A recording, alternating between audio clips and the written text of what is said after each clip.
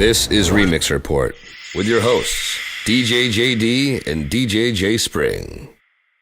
Hey, what's up, everybody? Welcome to Remix Report. I'm DJ JD. I'm DJ J Spring, and today is our first recap of 2013. Yes, welcome to 2013. Big year coming up, I feel. I hope. We say that every year. Yeah. Hopefully it's true. I hope so, too. I guess we have 2 weeks kind of to cover. We have a lot of articles to discuss. Yeah, lots of news. New Year's, of course. Plenty of stuff to talk about there.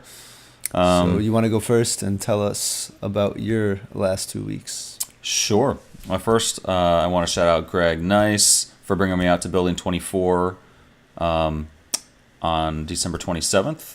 Definitely always fun to travel around. And unfortunately, he wasn't there for that show, but thank you for bringing me out. And shout out to MC Elixir, who was there that night. Great to meet him. Great Philly MC. You forgetting anything? Any other shout out for that? Oh, for Jay Spring for covering my gig at Scorpion Bar that night. Thanks, man. Can't forget that.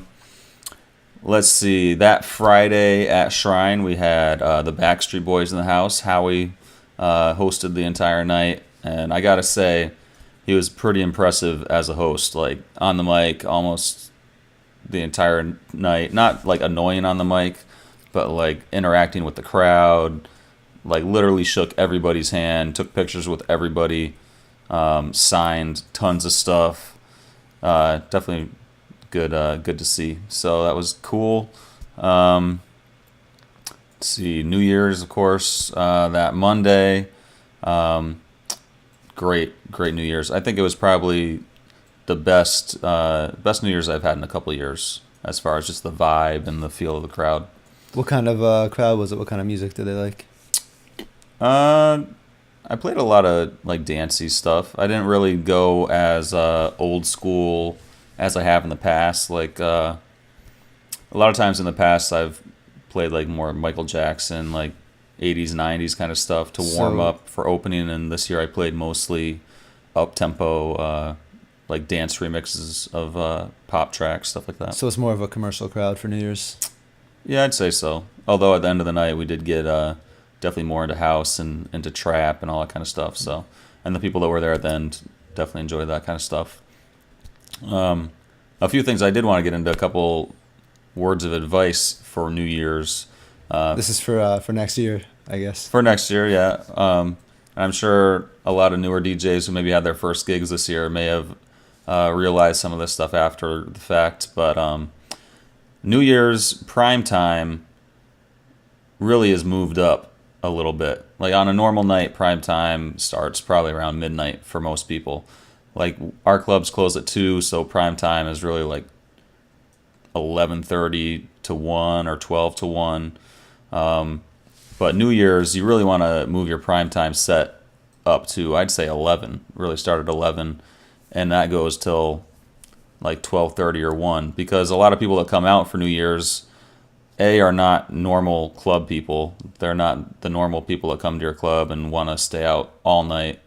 A lot of people end up leaving a little early, starting at midnight as soon as the ball drops, and you really want to be able to get that party started and really have people going by the time that the ball drops. So that's my recommendation. Do you agree with that? Yeah, it makes sense. And I think what you said about it being a more kind of commercial crowd, I think I definitely saw it too. Also, because it isn't people who go to the club every week. These are people who don't go out much, and the people who don't go out much, technically, I mean, are the people who don't like a lot of the crazy music. That's true. And we were open an extra hour on New Year's, so we were open till 3 instead of 2. And I got to say, it's a little annoying because there's so many people, regular club people, that come up to us on a regular night and are like, hey, why aren't you guys open later? And like on Tuesdays, we close actually at 1, so people are like, oh my God, why aren't you open till 2? On Fridays, Saturdays, all the regular club people are like, oh my God, why aren't you open till 4, like New York? So then what happens when you are open till 4? Then we're open an extra hour. We're open till 3, The one time all year we're open till 3, and people are leaving at like 1:30 because they're not your regular club people. That's just wicked, wicked annoying. Yeah. Yeah. I can see that. The one night you have to party all night, just do it. You know, Connecticut was supposed to be open, or they were thinking about expanding it, but I guess there was a big drunk driving accident, and that kind of derailed those talks. Mm-hmm. Yep. Yeah. Yeah. I'm personally glad that we're not open any later. I can't imagine having to DJ an extra hour. I actually had a blast DJing that extra hour. I got to like kind of let some songs like play a little bit and just add more. I don't know. It felt like the progression of the night felt really good that night to me. I don't know. And I started playing at like 9:30, so it was like 5.5 hour set. Yeah, I wouldn't so. want to do that all the time. Well, if the money was right. Well, if the money was right, I'll DJ all day. Well, there you go. Obviously, you wouldn't be paid the same amount of money now if you were open later, playing longer. Well, Right. Who Right. knows? Who Right. knows? Right. I would hope, but you never know. Also, another piece of advice, when you're doing your countdown, if you have a timed countdown that is timed to like usually the last minute of the year, counting down to midnight, make sure that your pitch on your player is at 0 so that your countdown is not faster or slower than the actual clock.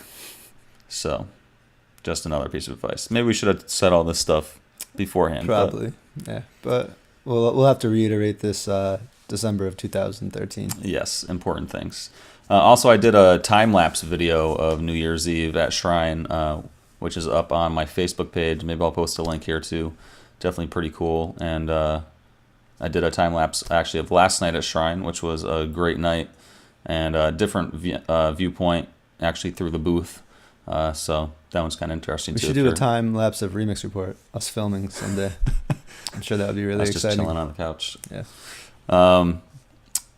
And let's see, I was at Estate in Boston on Friday, and that was actually a great night. Actually had a gay party come in. Like, I guess there's this promotion company that they throw a party at a different venue every week, but they don't announce the venue until just a day or two before.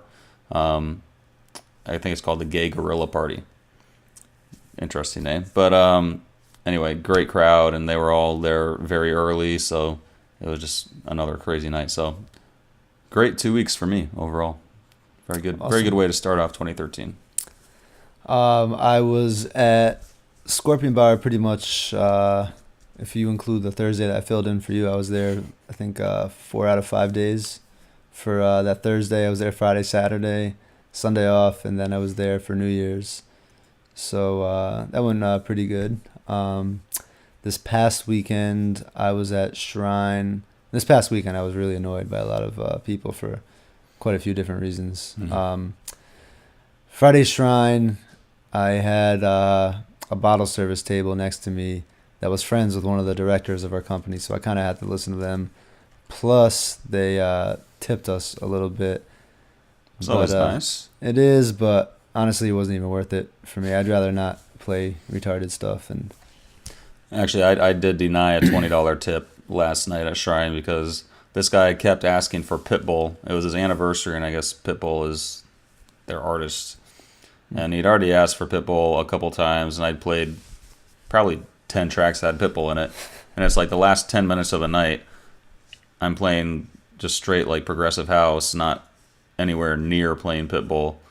And he's like, dude, come on, can you play Pitbull for me? It's like, that's the hardest, is when someone asks for something at the end of the night when you're already like kind of in a mode. Whatever direction, you've already decided what direction you're going to go in for the end of the night, and just to mess up that direction just is usually just a 90-degree turn. for me, I'd already made a couple bucks in tips that night, so another $20 wasn't worth. Ooh, how much are you making these days over there? I made another 20 that Okay. night, yeah. And I think Justin made 40. Okay. So the bottle service table, they wanted to hear Just a Dream by Nelly. They wanted to hear ZZ Top. And this was at the beginning of the night. And I was like, all right, Justin, our light guy, was telling me just to No one was listening. It was the beginning just to drop the song. So it was always terrible because they would ask for one of these wacky songs that I would never play in a million years, and I'd play it. Then I'd kind of transition to really start the night, and we're over the jokey stuff now. Let's go. Then they would come with another wacky song, so I'd have to like just stop that song, drop this one at the end of the other one. How much were you getting for each of these songs? I mean, they tipped us $100. I really didn't want to do it. Justin was all excited about it, and again, I mean, we always take care of our light guy. We kind of split these things with him, but our light guy, Justin, who I hope he's watching, he doesn't have to take the embarrassment of playing these songs. He just stands there and does his lights and minds his business and has to talk with some of these wacky people. I actually have to play these songs where no one else in the club knows I'm getting tipped when I play some good song, and then I wait till it runs out and I drop Just a Dream by Nelly after that. Justin doesn't get any of the embarrassment from that. So it was kind of annoying. Then I had to play Just a Dream again.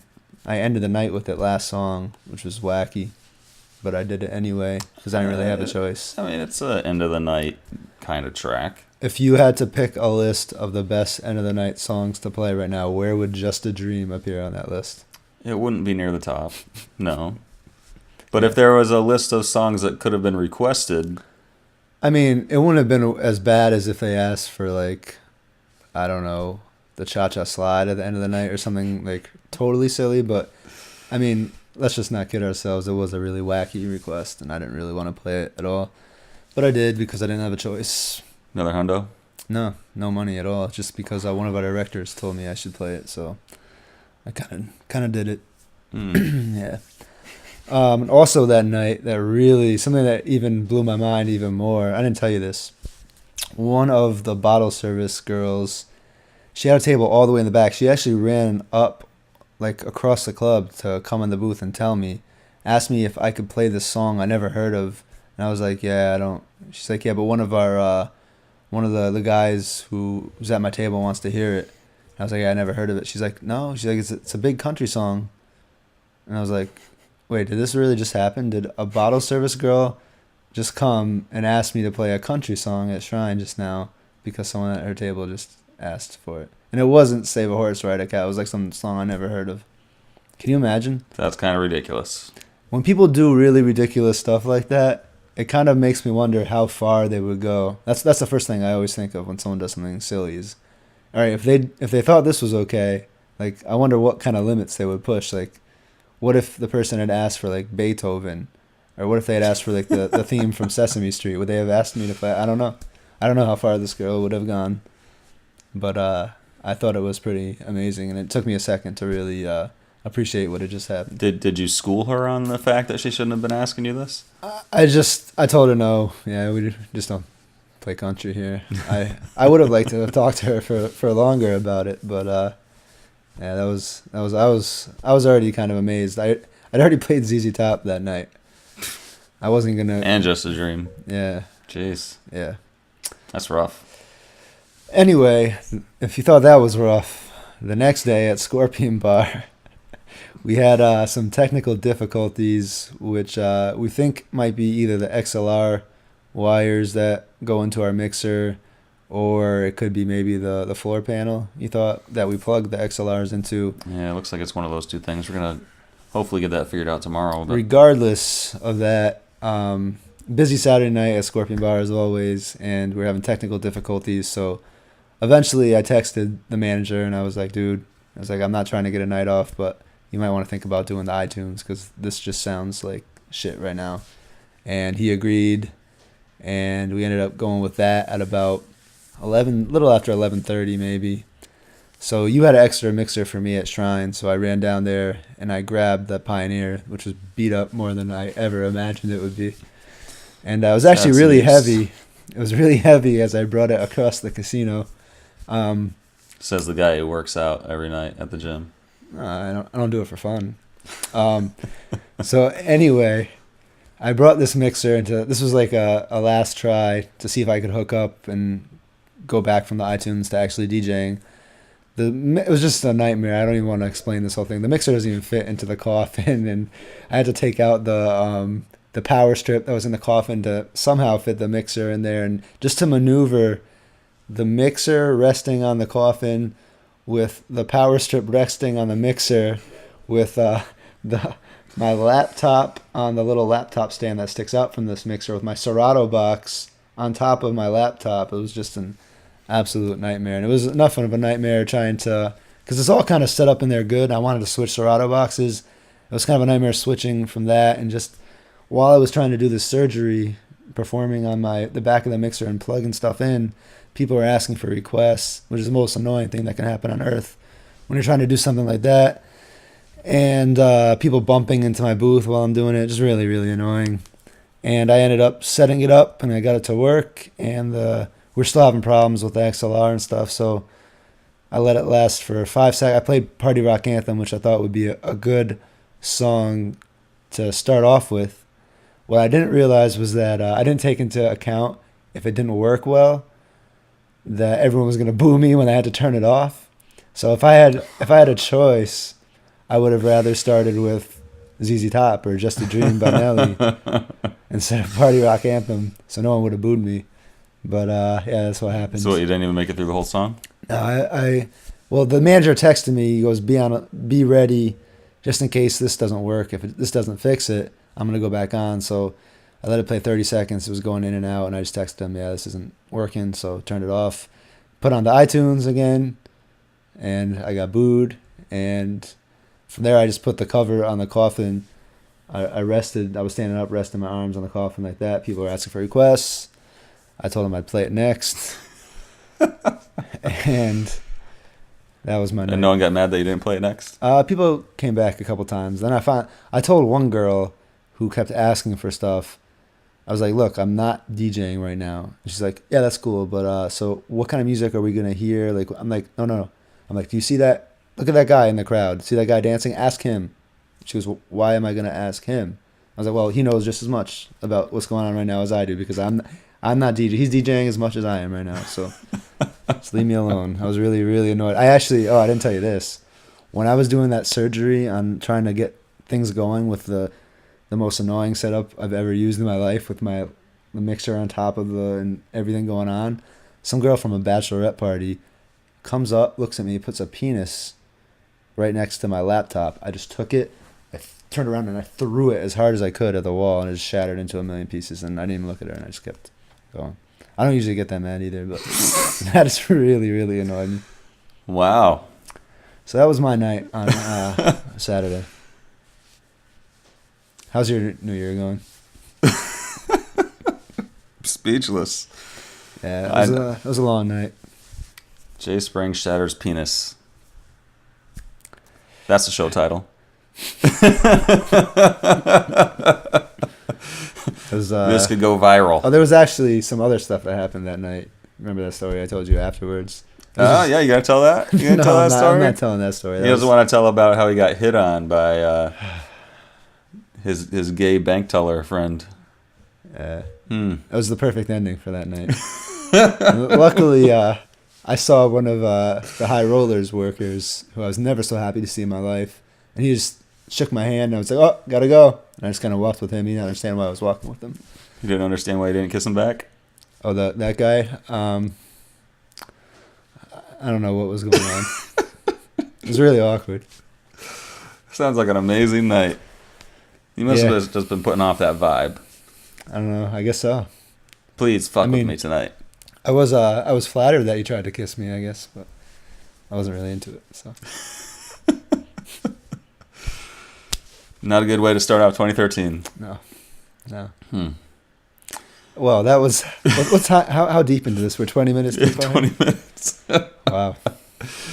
All right. Well, yeah, 20 minutes in. I think it's time to get into some news. Yeah. We actually have some real stuff. There's plenty to talk about. First, I wanted to talk about probably the coolest, most interesting thing I found so far this week. You didn't necessarily think so, but you lack imagination. So I will talk about this. This band called the Shout Out Louds released their first single from their upcoming album. It's a special release of 10 records, and actually it's a record made of ice. No, it's the release of like one song, and they pressed 10 of these. 10 of these ice yeah. records. Basically, you actually have to kind of make the record yourself. They send you a mold and distilled water, and you put the water in the mold and freeze it in your freezer, take it out, and then you can play the record. No, it's not that easy. You on have a to turntable. do this crazy stuff to it. It's not that crazy. I don't know. Anyway, I think there's- I agree that it's cool, but there's cool and then there's like just too far out. And as gimmicks go, this is pretty much as cool a record gimmick as you can get. I agree that it's a gimmick, yes. It's pretty awesome. Obviously, the sound is not the highest fidelity. There's definitely a lot of wow and flutter from there being fluctuations up and down on the record and all that kind of stuff. But still very cool. I would recommend checking out the video. Definitely interesting. Maybe you could release your next mix in this format. How much do you think it costs to do that? I I agree it's different. I'll agree with you on that. don't know. To get like a regular record pressed, it's what you're looking at, maybe like $100, 80 bucks, yeah, something 100 like bucks. that. Well, that was like 10 years ago when we actually looked into that. I don't know how much it is now. No, I think it's still about that. Yeah. So it probably costs about $100 per mold. I don't think you can possibly factor in what a normal record costs to figure out the price of getting it done in ice. And making the ice record itself is free. Yeah, It's just water. Yeah. You just have to make the mold. In other news, Skrillex just dropped an EP out, which I heard a couple of the songs. They were pretty dope. Pretty cool. Definitely not as like hard as a lot of his previous stuff. Well, Matt? Would you say? The ones that I heard weren't. No. Well, there's only 3 songs on the EP. There's only 3. All so. right. Well, I guess I heard 2/3 of it then. All right. And other music release news. LMFAO released their solo singles. So 2 songs about bottles. Yeah, how solo are these guys going? Maybe they're coordinating their solo singles. I think Sky Blue's song is called Pop Bottles, and Red Foos is called Bring Out the Bottles. And I guess DMS premiered Pop Bottles by Sky Blue. DJ City premiered Red Foos Bring Out the Bottles. And Red Foo actually did a New Year's Eve countdown version, which he explained to the DJs. He broke it down. Keep your pitch at 0 and start it exactly a minute before. So They decided to go in totally different directions from where they were together as a duo. yes, they did. They're not talking about liquor anymore. Nope. Or parties or clubs or anything like that. Nope, totally different No directions. VIP tables. Nope. It's totally different direction. They're each going different creative directions. 360 degrees. Yep, Wow. different. Yep. 360 exactly. Right back the way they came. And you were a little upset that which one? Sky Blues is at 135 beats per minute. No, that's Red Foos is. I wasn't upset. I just thought it was kind of weird. 135. Why on earth would anybody ever release a song at 135 beats per minute? I just thought it was a little weird. Yeah. I mean, unless you want to play with Sandstorm. Well, yeah. I mean, it kind of bridges the gap between your house and trap set a little bit. Although it is pretty quick when you're trying to mix in trap afterwards. Yeah. In other release news, DJ Blend has been stepping his production game up, I guess. Well, my whole thing with this is that I wanted to have this in the discussion section because I actually wanted to talk about this a little bit. I just wanted to say that for DJs who may not appreciate how DJ Blend got big, I mean, I'm someone who I like to not hate on other DJs. And I feel that DJ Blend, we've talked about him in the topic of the week last year. Mm-hmm. I feel like he has every right to do what he did, to wear that mask and everything and dance around and play a mix and do whatever he wants. He has every right to do that. But he got big kind of because of that gimmick, which was a good idea, I guess, if that's what he wanted to do, was just get big without anything behind it, really. Every right to do that. But with that being said, I feel like I'm not really going to go out and support him and play his music when it comes time for me to do that, because it's my right not to do that. And I don't know how you feel. How do you feel about that? Yeah, I mean, I'm pretty sure he's probably has other people doing the production for him, most likely. He probably has some executive producer input into it, but I don't really think he's probably the one actually producing these tracks. But if you made a good record, would you play it? If it was really, really good, if it was as good as anything else that you play. Yeah, I mean, I guess if it was popular, I don't know if it was popular enough. Yeah, of course I'd play it. See, But I see. I wouldn't be one of the people like at the bottom rung supporting it to try and get it to popularity. If it was already popular, I would play Oh, it. if it's but- already popular and you had no but, choice. yeah, I wouldn't be there like along the way, like trying to help promote it. I Yeah, guess. I'm curious to hear what other DJs feel about this because I think we can all agree it was a little silly how he got big, and I guess you could say maybe I am jealous. I don't know if that's the right way of looking at it. I mean, I do kind of as a DJ who puts in a lot of work, like every decent DJ puts in work, to see someone who just plays a mix and dances around and puts on a mask and gets big because of that. I guess it does hurt a little bit. A little bit. I mean, I wouldn't say I'm not supporting him because I'm like hating on him or anything like that. It's nothing like that. It's just I don't know. He hasn't earned the place in my respect, I guess, to really go on supporting him Yeah. that strongly at this point. Maybe Yeah. that'll change in the I future. guess that's a good way of saying it. Maybe I am just a straight hater. I don't know. I want to know what you guys think about that. Let's see. DJ City released their top 50 tracks of 2012. Maybe we can go over the top 10 here. Well, I see that Pound the Alarm and Starships was number 1. So Nicki Yeah. Minaj had 2 in the top 5. Also, Click and Mercy were both in the top 5. So Kanye and Big Sean both had 2 songs in the top 5. You want to read it down? It was So Starships Starships was number 1. Psy, Gangman Style, number 2. Click was number 3.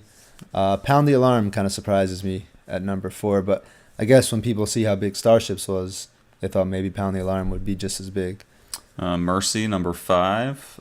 Don't Stop the Party actually surprises me at number 6 because that seems like it was so new that.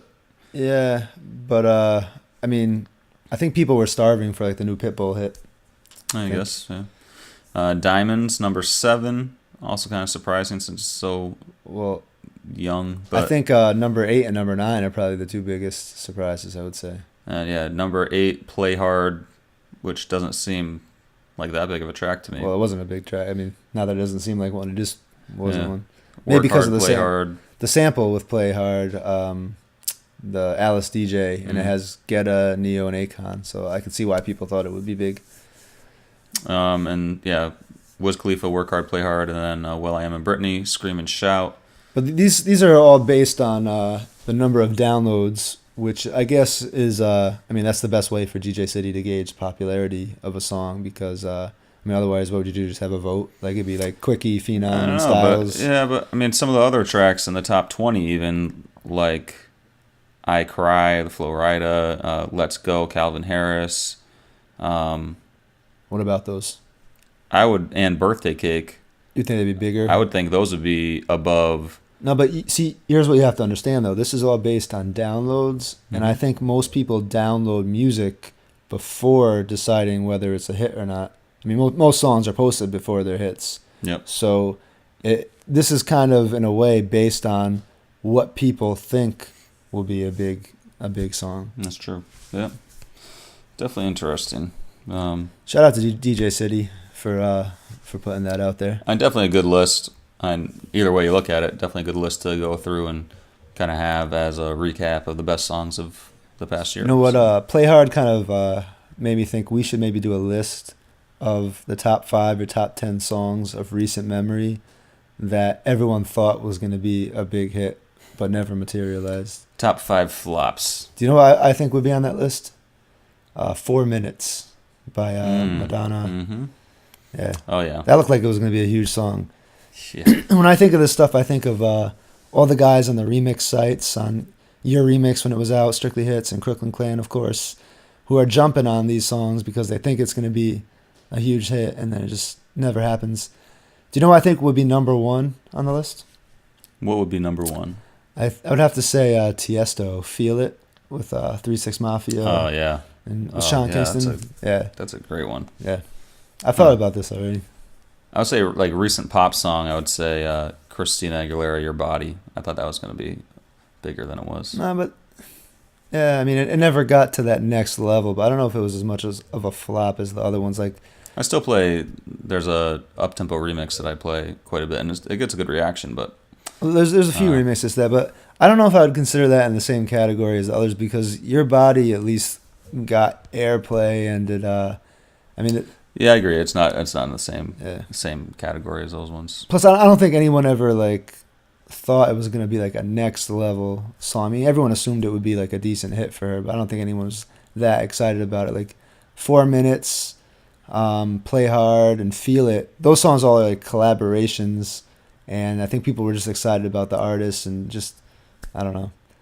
I wonder if the other Madonna song, what was her recent song, the one with Nicki Minaj and MIA? Oh yeah, well that one, the one, LMFAO. Yeah, that maybe Same could be kind of on that list as well. Wow. I wonder if you guys have any suggestions. Yeah, definitely let us know because I think that's definitely an interesting list.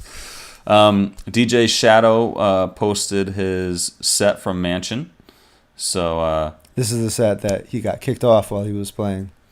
I guess people can check that out and judge for themselves if he was playing a little over the crowd's. He was too heads. futuristic.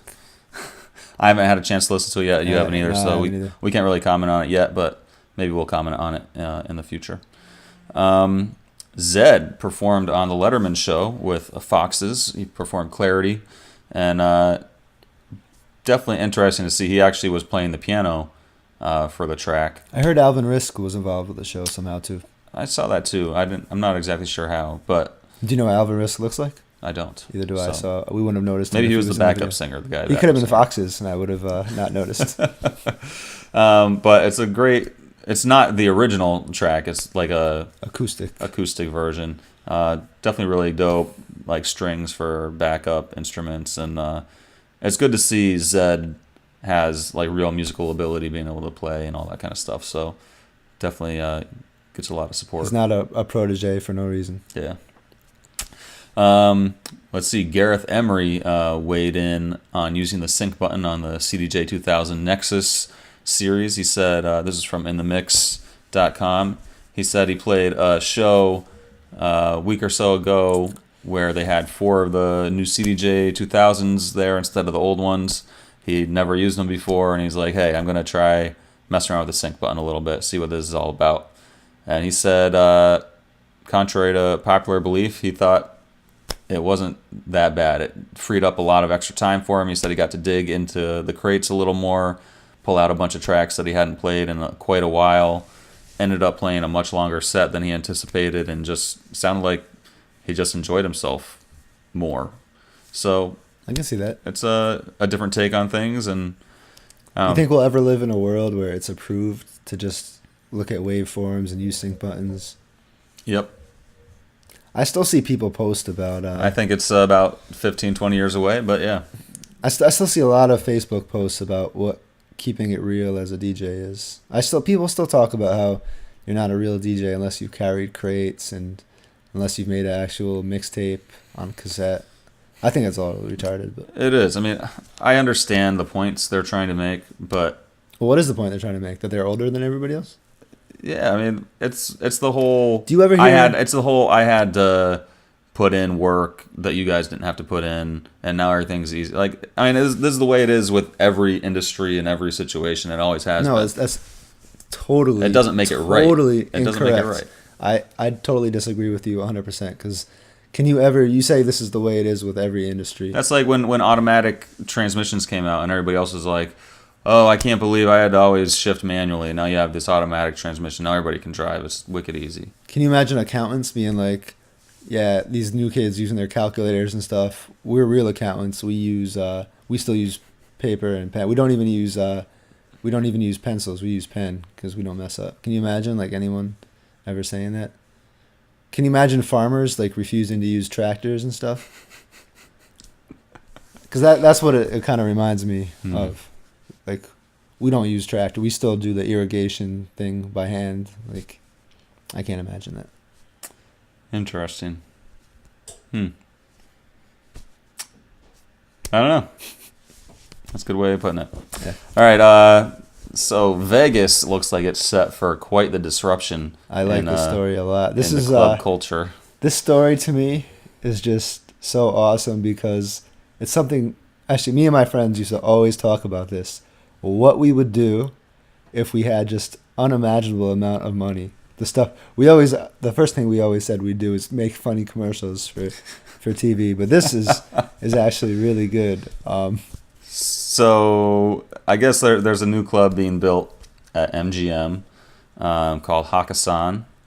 And it's being backed by a mega billionaire, I imagine. But can I tell the story? Because the story behind this is just what makes this so awesome. This is basically a club that's being built out of pure spite. Well, my take on it. Well, you tell the story, and then I'll put my take on Okay. it. Well, this club you said was going to be built before this guy got involved? I believe so. I'm pretty Okay, sure so- this club was already in the works, and then this gentleman that you're going to explain Stepped the in, story okay. behind stepped in and decided to add some clout. This is to it. like, this would be a good story. Like, you can make a movie about this. This is just so awesome. Yes. It reminds me almost of Rat Race. You've seen the movie Rat Race, Yeah, right? yeah. Where it's just the billionaires doing like stupid bets and stuff for money, like the most like craziest bets. This almost is like along the lines of being that silly. This is a guy, a mega billionaire from the Middle East, who was denied the table he wanted at a big club. You thought it was excess? Pretty sure, but I mean, I'm not 100% sure. So either way, this guy with unlimited amounts of money, this is what he does when he doesn't get a table he wants. He says, you know what? Fuck you for not giving me my table. I'm just going to build another club, and I'm going to ruin your club. This is just so awesome that someone with an unlimited amount of money would just go to that great a length just to get revenge So for not getting his table. the Las Vegas Sun had some articles written by who? Written by Robin Leach. That's right. And, And if you read this, you have to read it in his voice. yeah. And I guess originally this club was supposed to open for New Year's this year, but they decided to push it back just so they could put more money into it by adding crazy, more luxurious additions. I don't know. Basically, this guy who's backing it said they had unlimited resources, which you don't hear that too often. Well, no, he just wants his revenge that bad. This is like, He literally said he wants the best club in the entire world. Like not in Vegas, not in the United States, but the best club in the entire world that no one will ever be able to top. That's what he said. we've all wanted revenge. Everyone on Earth has wanted revenge at some point in their life, but most of us, don't have these unlimited resources. So I can kind of live through this guy. The best I can do is give him some advice. My advice would be just to not charge a cover and just have free drinks, and then no one will go to this other club that charges cover and has drinks you have to pay for. That's just my advice. If money really doesn't matter. Now, some of the money they're spending is obviously on talent. So they've just locked in Tiesto and Deadmau5. Deadmau5 for $425,000 a show. Is that what it was? Yep. That kind of reminds me of the Alex Rodriguez contract when the Yankees signed A-Rod. I don't know if you know this, to like an extra. It was like $10 million. I'm sorry, it was 10 years, $300 million. But the thing about this contract is that there was no other like second bidder. Like there was no one else even coming close to it. So they just like it's probably the most ridiculous contract ever in sports history. Because when they did it, there was no chance he was going to be able to last 10 years. And they had like no one like making the contract that high. They could have gotten him for like probably 10 years, 20 million, probably would have got it done. They just for no reason at all just like gave him 30 million a year. So that's what this kind of reminds me of. Is I don't think anyone was offering Deadmau5 anything close to that. They just kind of just swooped in and said, "Yeah, just take it, dude." Basically, I think it's a 2-year contract, and it's something like $65 million over 2 years, is what I read. Yeah. That's pretty freaking insane. Pretty Yeah. crazy. So obviously, no one else is going to get him or Tiesto in Vegas, and it sounds like they're about to lock up Steve Aoki, maybe Calvin Harris, and I'm sure they're going to start just going after everybody, offering them ridiculous amounts of money that it's going to be pretty impossible to pass up. And lots of people in Vegas sounds like they're getting pretty worried about this, because it sounds like there will be definitely a few clubs that will not be able to survive the onslaught of Hakkasan. That kind of reminds me of sports in another way too, is with all the club people in the news stories who are like unnamed person from who works at this club. They wouldn't like cite the source. That's what sports has come to now, is whenever teammates want to talk shit about each other, it's always an unnamed player from this team, and they don't want to say the name of the person from the club or what club they're from either. So kind of reminded me of that.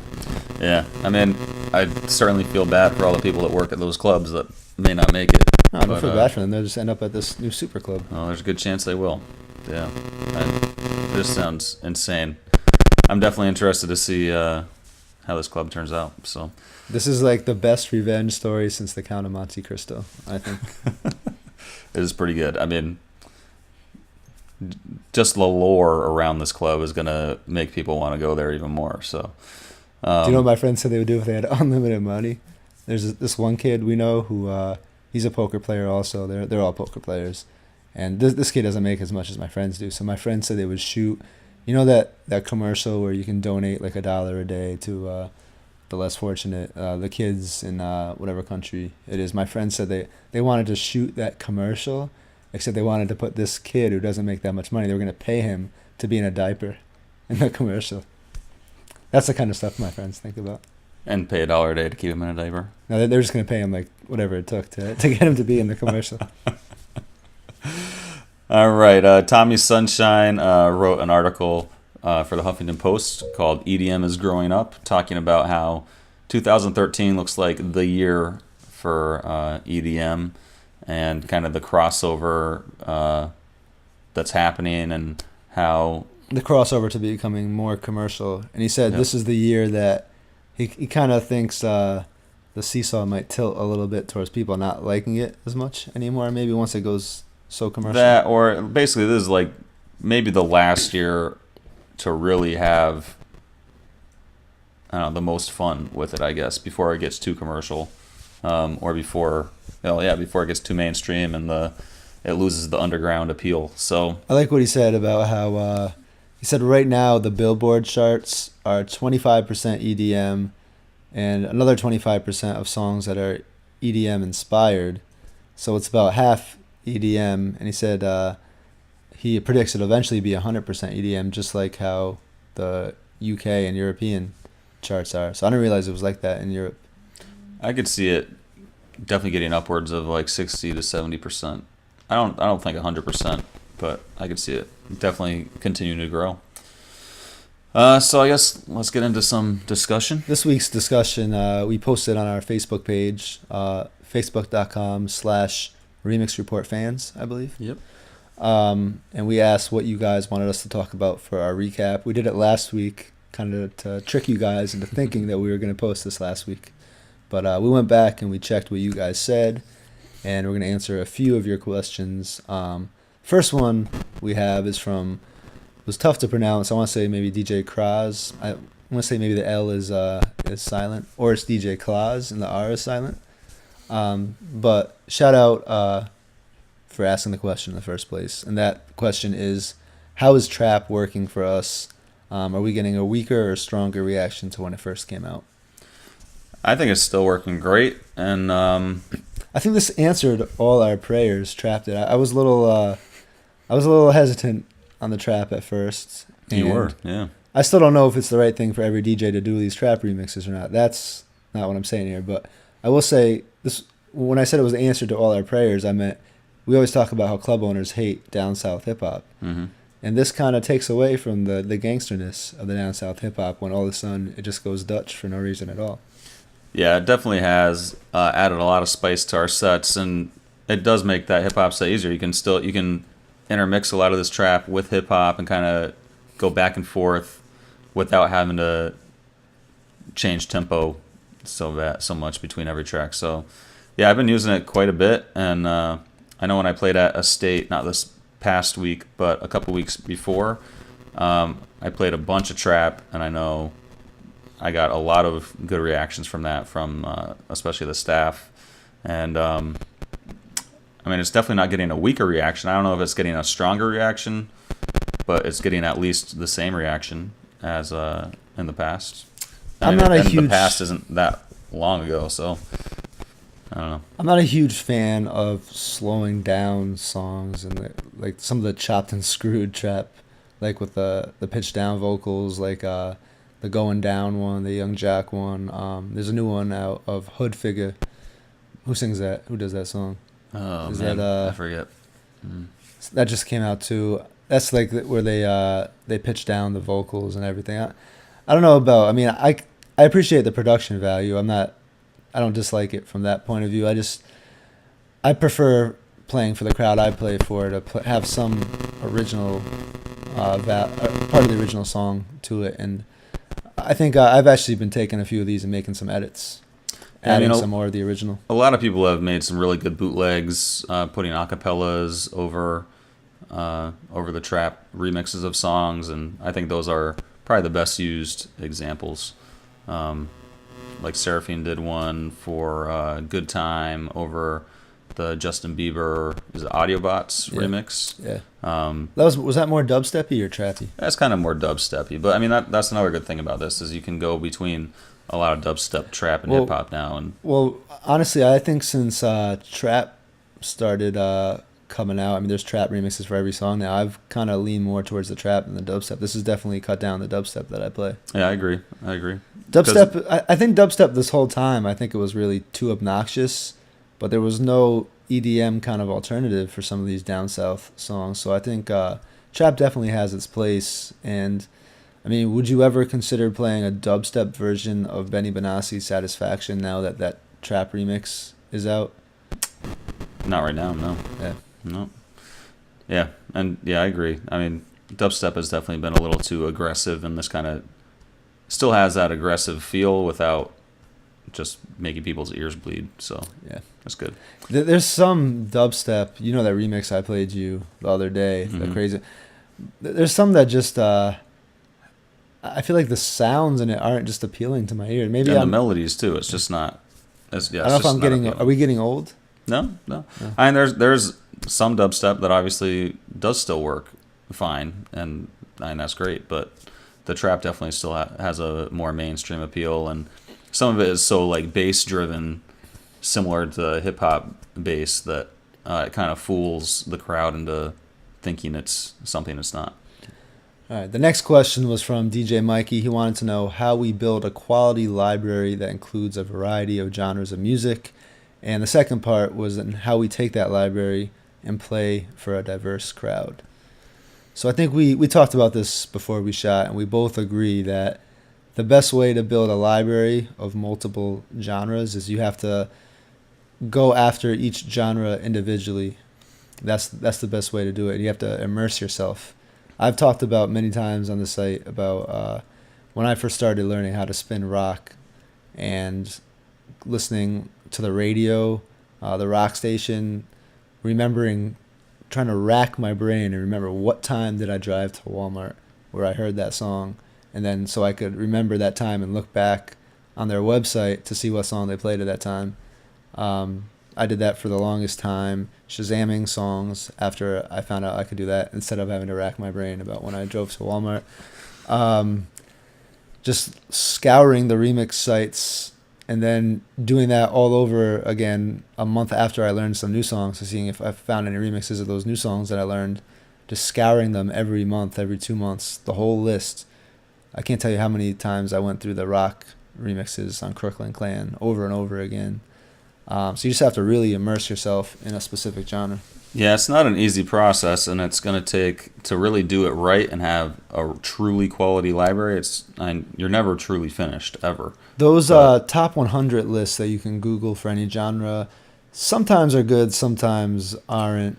They're good to get a good idea, but then you really have to go through those, and you got to realize that if you look at the Billboard charts for different years, which is a great tool, look at those top 100 lists, those are just for the song's popularity in general. That doesn't correlate to the danceability of the track or how well it works in that kind of format, which is completely different. So, like a song like that's always near the top of a lot of wedding charts is Brown Eyed Girl by Van Morrison, which to me isn't really a very danceable track. So you got to kind of sift through those lists and pick out the stuff that actually does work well for dancing. So I would recommend going about it like this. I'd say spend a week with each genre at first. You know, most songs you'll usually actually recognize. It'll just be a matter of finding the name of them.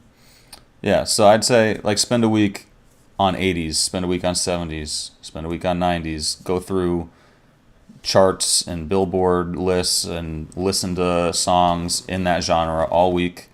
And then by the end of that week, hopefully you have a good set of songs together for that particular genre. The next week you can move on to the next one. And then 6 months, you're going to have a pretty solid library of songs for multiple genres. Obviously, it does take a lot of work to do that, a lot of research, a lot of time going through all those lists, but there's really no other way to do it, I don't think. You know, it would have been a lot easier for me if I knew how to use my Serato properly when I was first starting to get into rock, to organize everything by BPM and all that stuff. So, I mean, I think it's probably easier if you do know how to use your Serato to do this. Yeah, it's good if you know how to use the gear that you're using. If you don't know how to use it, Yeah. well, then you have no one else but yourself to I blame. knew how to use it to play. I just didn't know how to organize my stuff properly. See, I think if you really, and obviously this is our job, if you really care about your job, you're going to spend the time to learn your gear. And too many people do not spend the time to This learn was their before gear. it was a full-time job for me. I was still playing the pokers back then. But anyway, the next question, or actually we didn't really answer the second part. Continuing, how to play an engaging set for a diverse crowd using all these multiple genres.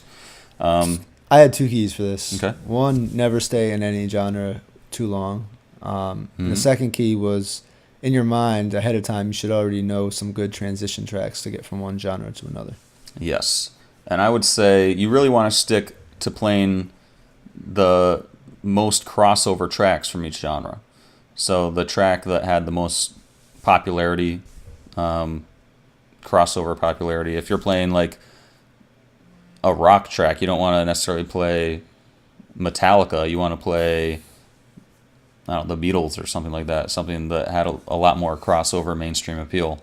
You want to stick to the stuff as much as possible, but even if you have maybe a Latin crowd there, you have like an older white crowd, let's say, you want to be able to play stuff that both those crowds are going to be able to enjoy equally as much as possible. That may mean that you're not playing exclusively to the Latin crowd or exclusively to the older white crowd, but you're playing to both of them. So, and you don't want to alienate each crowd either. You want to make sure that if you do play some rock, you're playing like 2 or 3 rock songs and then getting out of it, playing something else for the next crowd. I don't know. I agree with that. In other words, I think one thing you said was just, if you're going to play a genre, don't go too deep into that. Like, you're not going to play the if you're taking the 200 top rock songs of all time, you're not going to play 197, 198, 199, 200. Play 1, 2, 3, 4, 5. Yeah. Because those 1, 2, 3, 4, 5 will appeal more to everyone else. So don't get too crazy. Don't get too obscure into one particular genre. Absolutely. How many like Spanish kind of reggaeton songs appeal to the older white crowd that you were talking about? There's some. You could play like Suavemente, stuff like that is good, appealing to the Shake Sonora. 2. I like If you it have a like third, I like it like that. Tito Puente. Hey baby, I Okay. like it like I wasn't that. necessarily asking you to sing it, but okay. 3. Well, I did. There you go. You got your performance for the day. Oh, you know what? That's another good story. Oh Jesus. That's a good story. Yesterday, I was outside of the barbershop waiting for my barber to come back to kind of give me a little shape up. And he wasn't in there yet. I was just waiting. And some guy comes up to me, and he was kind of randomly just came up, shook my hand, and asked me how my New Year's was. This dude I never knew. And I should have known. You know what he wanted, obviously, right? It took me... I just thought he was weird. Well, he was weird, but he also wanted money. So eventually, after we got our what we did for New Year's out of the way, he said, "Oh, you know what? Can you spare a couple bucks?" I gave this dude a couple bucks, and then he said, "You know what? I have a thank you present." And I was like, "Ooh, really?" Most people who I give money to on the street don't give me anything back. And he said, "What kind of music you like?" At that point, I said, "You know what? No thank you is necessary. Just I'm okay without a gift," because I knew what was coming up. And he goes, "You know what? How about some classic rock?" And I was like, "Again, I don't need a thank you." And he started serenading me. I was serenaded by this big black dude outside of my barbershop, Hotel California by the Eagles. Beautiful. It was Beautiful. pretty beautiful. Was it a beautiful rendition? It was. I'm sure you were almost crying. I was crying, but almost for another reason. I will say this too. Like I just named 3 good crossover Latin tracks, right?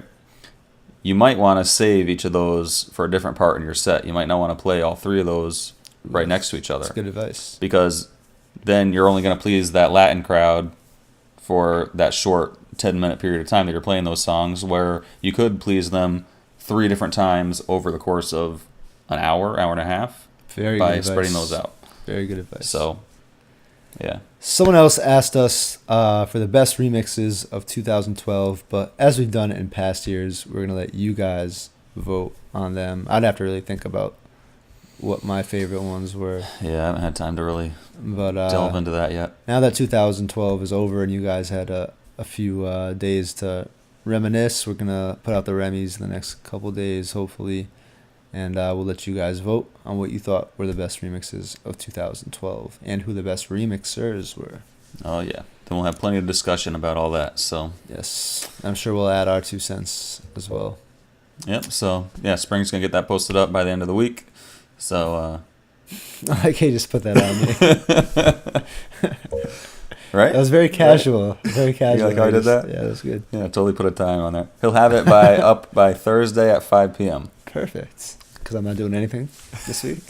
I didn't think so, so I figured it'd probably Perfect. be perfect. It is Plenty perfect. of time. Plenty of time. What are you doing tonight? I'm working on a CD, but Yeah, you could do it. This is more important than a CD it right is. I agree. now. So put the CD on hold for a little bit, for at least till Thursday at 5 p.m. Is it- until the Remys are up. Okay. See what I do for you guys. You're welcome. I'm speechless right now. I can't say anything. As always, make sure you check out the audio version of the podcast. You can get it on iTunes, and please give us a rating on iTunes to help us get some clout in the iTunes store. And it makes us feel good to see that you guys like the podcast. Everyone always asks for, was it 5s or 10s? Yep, 5s. I just, be honest, guys. If you think we suck, a 1. I'd prefer that. I prefer that you guys don't think we suck. But I want honest. Is this a way of getting me back for throwing you under the bus for the Remys? I hate asking for people to do stuff if that's not how they really feel. Well, if you don't feel that we're good, just don't rate us. But then it's just really skewed if they do that. Yeah, well, I'd rather just feel like we're awesome all the time. Okay, so yeah, just 10s. 10s. Or go kill yourself. No, he's right, though. Be honest. Also, you can always be honest and give us feedback by emailing us at remixreport@gmail.com. Or in the comment section. I remember Jack, we haven't heard from in a while. We haven't. Where's Jack? He used to give us really honest. He didn't hold back at all. Really honest. And I appreciated that. I did too. I miss Jack. Jack, if you're out there, Come back. If you've watched 58 minutes and 59 seconds into this, please. Come back, Jack. Yeah, I want to hear from you. All right, so that's another recap, close to an hour long. We apologize. I'm Jay Spring. For JD. Over and out.